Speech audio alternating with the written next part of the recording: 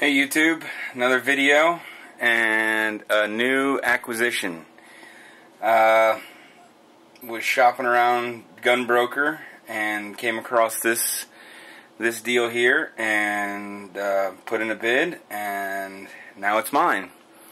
So I figured I'd do a quick overview of it. I mean, it's a Gen 4 Glock 19 9mm. I've been wanting one for a while. Good price came along, figured I'd give it a shot. As I said previously, I've had a Glock 27 and I've had a 22 as well, and shot them a lot. I did like them, but I didn't quite like the grip angle.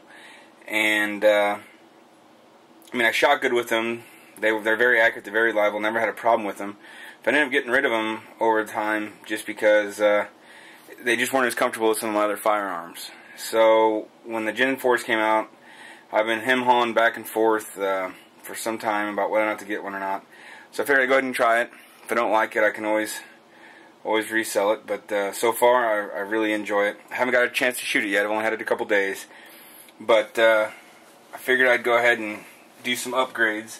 And I know everybody out there knows how to do all this stuff, but I'm going to try and make a quick how-to video on how to do this. So I did get an extended slide release from Glock, and then I also got from Lone Wolf the extended slide lock, and then I also got from Zev Technologies, if you can see that, from Zev Technologies I got, this is a 2-pound trigger connector. Everywhere I've seen has been it's been the 3.5-pound connectors, and people say they do make a difference, but it's still a little tight for some people. So I think this was $12.50, and a 3.5-pound was $10. So I went ahead and got the 2-pound. We'll see what that does, and if I feel like it's too light, then I'll definitely go ahead and switch it out and go back to the try a 3.5-pound. But I figured I'd go ahead and try this out and see what it does. So we'll start installing these things. Okay, we'll go ahead and safety check the weapon. Magazine is empty. It is clear. Everything's out of it.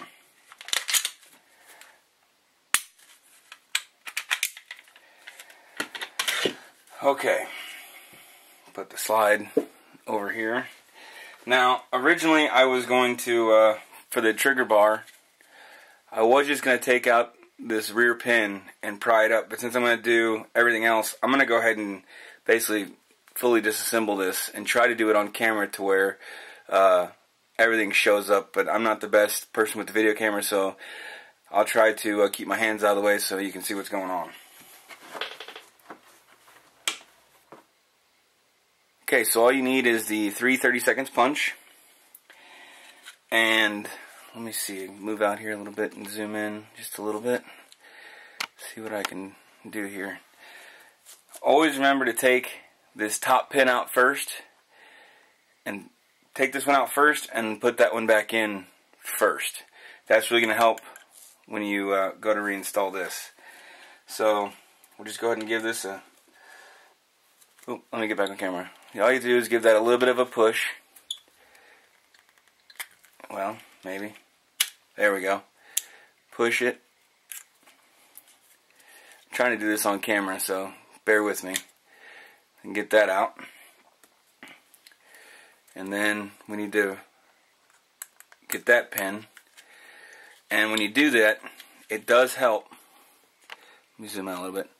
You do have to wiggle that a little bit, and it definitely helps get that pin to loosen. So you might have to wiggle it around a little bit and try a couple times and push, and then it'll kind of break free. And then just go ahead and push it the rest of the way. And there's that pin. Okay, so once you get those two pins out, you just need to pry that up a little bit. So let me see here if I can show you what I'm going to do. So you need to get a little pry bar right there, and just pry that right up. And it might, this is a fairly new weapon, so it's a little stiff, but you just have to lift it up, and it pops right out. Okay, so now you can take out this. You can take out your slide release, or slide stop, sorry, however you want to say it. And then with the punch, we'll take out this back pin. And this is a pin that's polymer, so it comes right out. And then once that's out, you just kind of gently lift up, and the whole thing comes out. Okay? And what we're replacing is this right here. So all you have to do is kind of lift and rotate that out.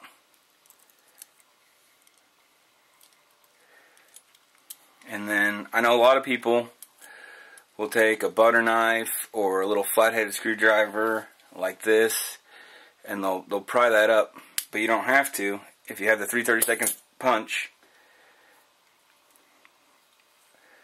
On the back side right here, trying to do this so if you find it right here, it's slotted, and you can stick your punch in there, and when you push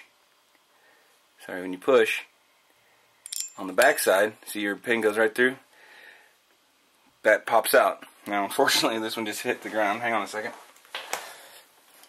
And this is your old trigger connector. Okay, so put that down, grab the new one, the 2-pound, stick that back in there, and then just push it in. Well, oops, sorry. Just push it in there. There you go.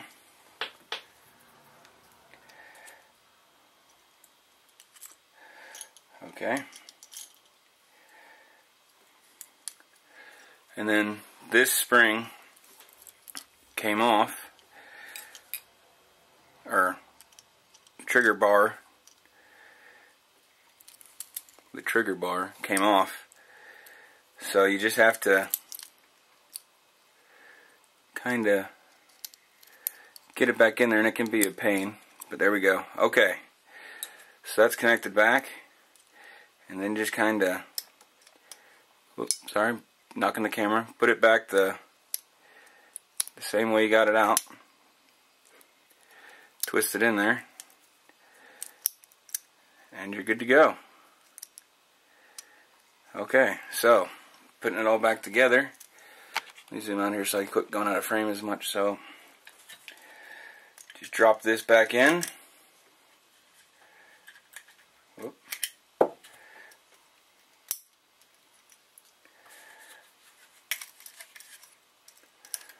Just drop that back in right like that. It goes right in. Everything's good. Put the polymer pin back in, put the pins back in from the right side. So just kind of push that in, and then you're going to want to make sure it's equal on both sides. So you can see it's a little further on this side, so I'll just kind of push it back. Now it's even. It's good to go. Okay, you got the polymer pin back in, trigger housings all back in place. Now just stick this back in. See if I can get a side view. And it just drops right in. Good to go. And then stick the top pin from the right side. See, just push it in with your finger, it'll kind of snap. You do not need a hammer for any of this, just push it in. And you'll kind of feel it pop into place. It may not make a click sound, but it's in there, and it's even on both sides, so you can tell that. And then slide release. I don't know if I can get this, but there's like 3 little grooves right in there, and all you have to do is get it on the far side and just push it in like that, and it's there and it's ready to go. You may have to, you can see the holes line up right there, and if you have to, you may have to push it forward, but this one's, it's set in there right. So you take the big pin, put it in from the right side, push it in, and you'll kind of feel it go into place, and it's even on both sides, and you're good to go. Now for the slide lock, which we're going to put in the extended slide lock, there's a little spring, and I don't know if my camera, I got bad lighting here, but this little silver spring right here, all you have to do is push it down like that, and that slide stop falls right out. Really.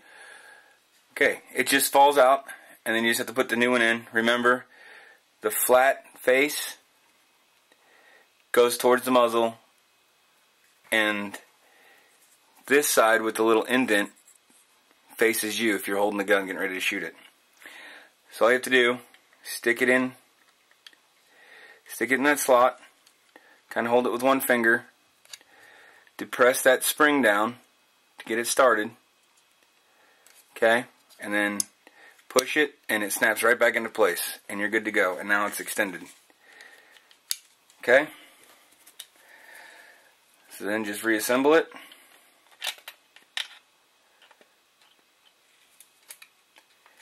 Maybe. There we go.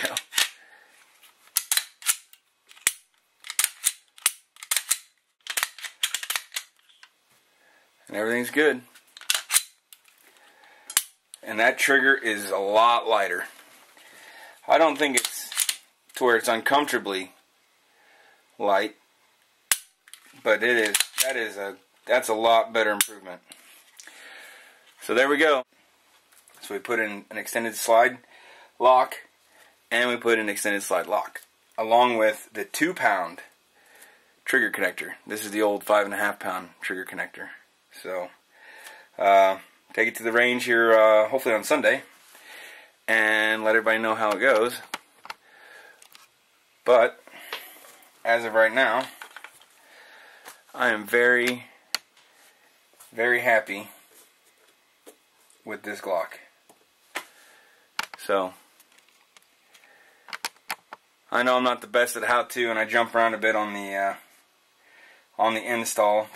It's the first time I've ever really had a Glock that I've customized. The other 2 I had, I kept stock, but I'm trying to get more interactive with this.